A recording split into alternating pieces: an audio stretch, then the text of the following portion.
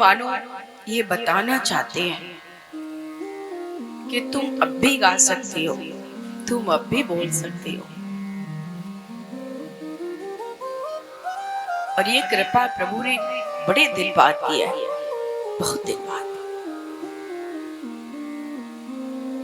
हे प्रभु, करोड़ों बार आपका धन्यवाद है, बहुत बहुत धन्यवाद है।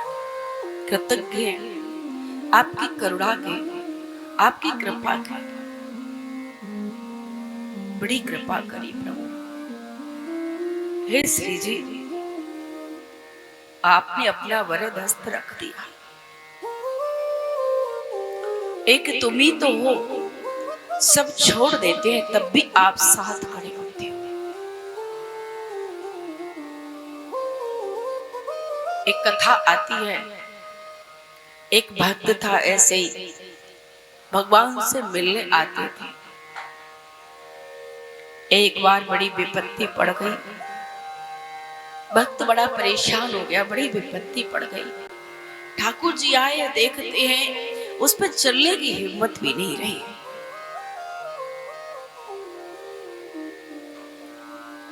ठाकुर जी ने कहा, हम तो रोज साथ साथ जाते थे, अब ये आज तो चल भी नहीं सकता।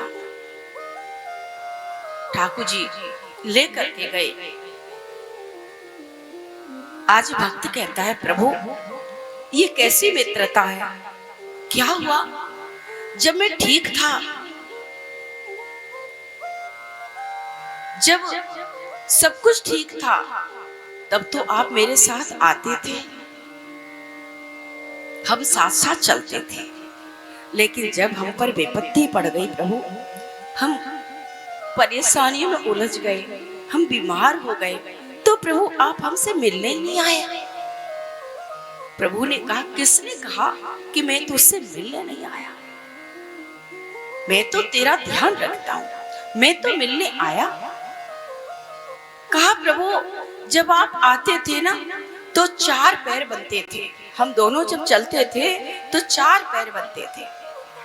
लेकिन अब देखते हैं प्रभु, देखो 2 पैर बने हैं, आप आए ही नहीं।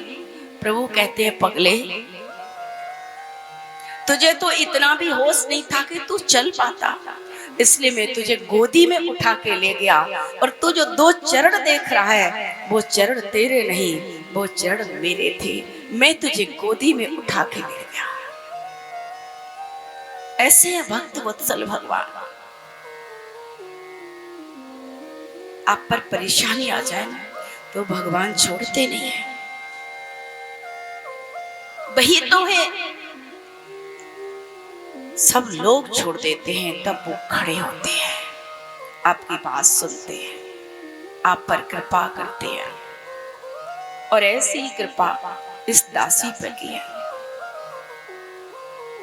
ऐसी कृपा इस दासी पर की है। प्रभु इस कृपा के लिए मैं बार बार कृतज्ञ होती हूँ। हे प्रभु, हे दीनानाथ, हे करुणानाथ, हे दयानिधि, बड़ी कृपा की, बड़ा बड़ा धन्यवाद।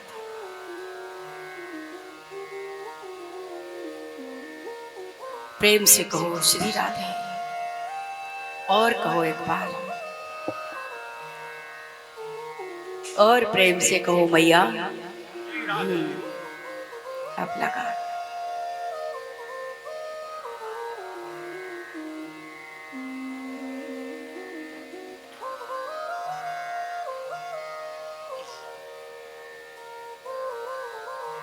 कल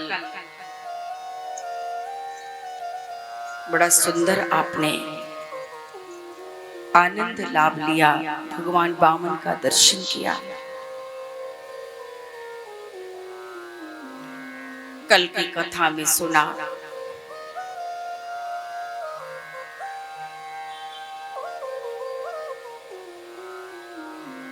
इंद्र को ऋषि के श्राप से मुक्ति के लिए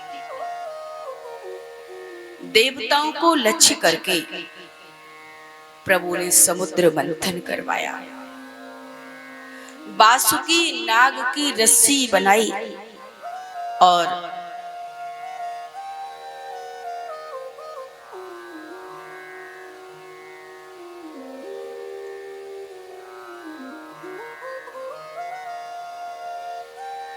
वासुकी नाग की रस्सी बनाई और मंदराचल पर्वत की रई बनाई। समुद्र मंथन आरंभ हुआ। श्री सुखदेव जी कहते हैं, हे राजन परीक्षित, समुद्र मंथन हुआ, लेकिन उसमें जब समुद्र मंथन हुआ तो अमृत नहीं निकला। मंथन किसके लिए किया जा रहा था? अमृत के लिए, लेकिन अमृत नहीं निकला। क्या निकला? अमृत की जगह, अमृत तो दूर रहा, विष निकल गया। अब देवता घबरा गए, इस विष को कौन पिएगा? देखो, सब चाहते हैं प्यार किया जाए, प्रेम किया जाए, सुख मिले, आनंद मिले, मीठा मीठा सब बोले, बढ़िया माल खाने को मिले, बढ़िया पहनने को मिले, आराम से रहने को मिले। कोई चाहता है दुख? बोलो, सब चाहते हैं सुख, दुख कोई नहीं चाहता। पर ये तो नियत है संसार की, प्रकृति का नियम है, सुख आए हैं तो दुख भी आएगा। सुख नहीं ठहरा तो दुख भी नहीं ठहरेगा। अगले शब्द ये भी माइंड में रखें।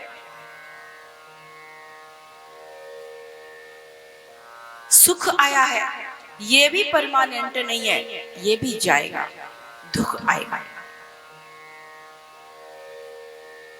और दुख के लिए भी मत रो, दुख भी परमानेंट नहीं है, दुख भी जाएगा, सुख आएगा। ये बदलने का ये नियम की प्रक्रिया है। पर संसार की रीति है, अच्छी अच्छी चीज हो तो बड़ी खुशी, धन्यवाद नहीं कहते, फिर भी मस्त रहेंगे, फिर भी दुनिया की चीजों को पा करके भी बस भगवान का धन्यवाद नहीं करेंगे। और गलत आ जाए, विष आ जाए तो कौन लेगा? देवता परेशान हो गए, अब ये विष किसको दें, कहाँ ले जाएं? कोई लेने को तैयार नहीं।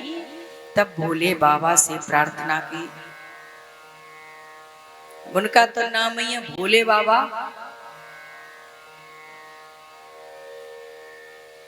बाबा ने कहा, अगर ये किसी के कल्याण की बात है, दूसरों को फायदा देने की बात है, भैया ठीक है, हम पी लेंगे।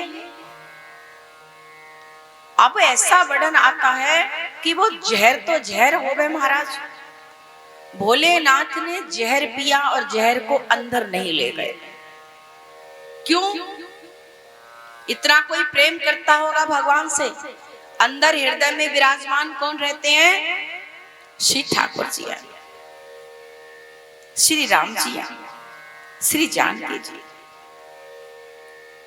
मेरे गुरु राम जी मेरे अंदर विद्यमान करते हैं, मैं उनका भजन करता हूं। अगर ये अंदर जाएगा तो मेरे गुरु जी को परेशानी होगी।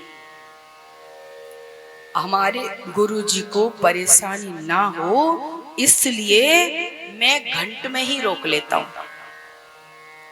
और कंठ में रोक लिया।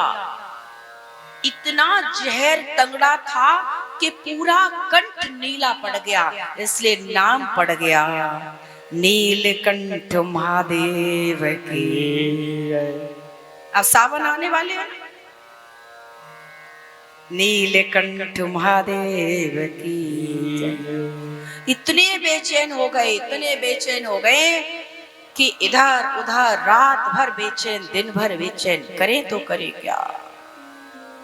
बार बार जल डलवा रहे हैं, बार बार जल से स्नान कर रहे हैं, पर शांति नहीं मिल रही है। किसी के कष्ट को झेलना कोई आसान बात है?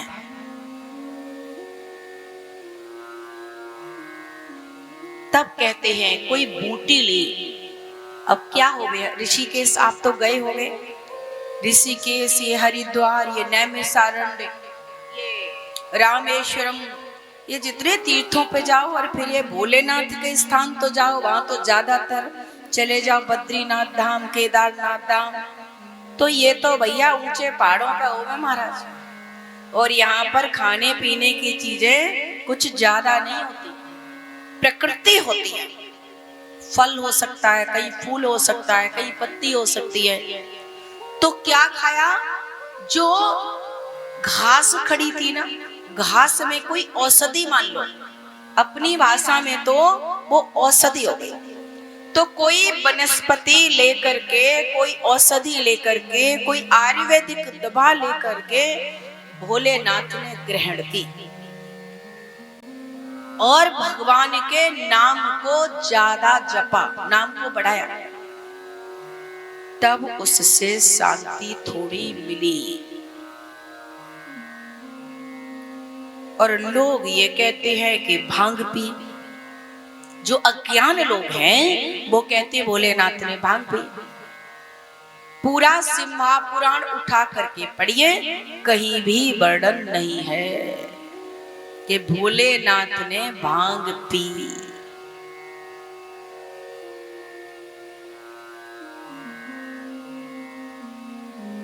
अब वो तो भगवान है, उनकी लीला तो वो जाने।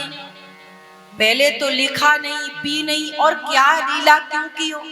अब भगवान की तुम नकल तो कर नहीं सकते, और करते ही हो तो भगवान ने तो विष पिया, तू भी पी के दिखा।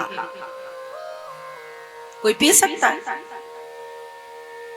अपने गुरु की सुरक्षा के लिए गुरु को परेशानी ना हो, इसलिए कंठ में रख लिया। इतनी परेशानी सहन कर सकता है तो बता। खैर,